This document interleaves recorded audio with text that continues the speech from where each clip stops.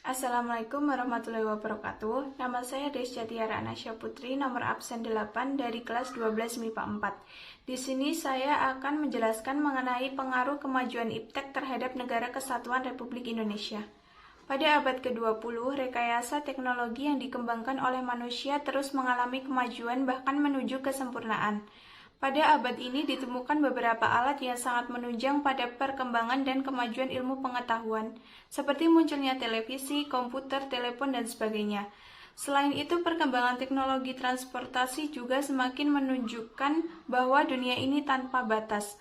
Alat-alat transportasi seperti mobil, kapal laut, dan pesawat udara seakan-akan membuat jarak antar daerah bahkan antar negara sekalipun semakin pendek dan bisa ditempuh hanya dengan hitungan jam, paling lama hitungan hari.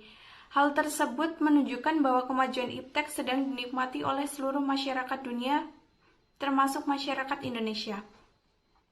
Berikut ini dipaparkan pengaruh positif dan negatif dari kemajuan iptek dalam berbagai aspek kehidupan. Yang pertama, aspek politik. Dampak positifnya, kemajuan iptek menjadikan nilai-nilai seperti keterbukaan, kebebasan, dan demokrasi berpengaruh kuat terhadap pikiran maupun kemauan bangsa Indonesia. Dampak negatif, nilai-nilai yang dibawa iptek akan mempengaruhi pikiran mereka untuk berpaling dari ideologi Pancasila dan mencari alternatif ideologi lain seperti halnya liberalisme. Yang kedua, aspek ekonomi. Dampak positifnya yaitu: 1. Semakin meningkatnya investasi asing atau penanaman modal asing di negara kita. Yang kedua, makin terbukanya pasar internasional.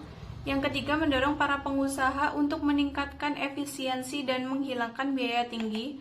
4. Meningkatkan kesempatan kerja dan devisa negara.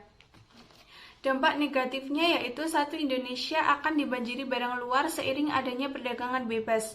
Yang kedua, perekonomian negara akan dikuasai pihak asing. Yang ketiga, akan timbul kesenjangan sosial yang tajam akibat persaingan bebas.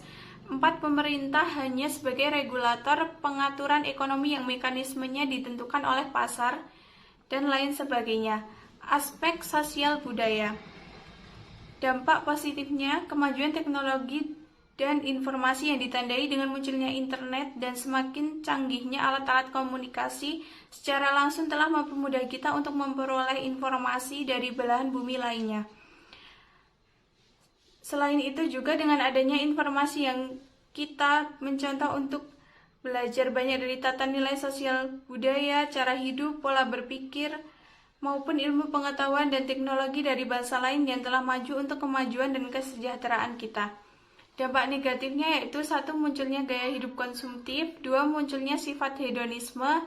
3. Adanya sikap individualisme. 4. Munculnya gejala westernisasi dan lain sebagainya. Aspek hukum, pertahanan, dan keamanan.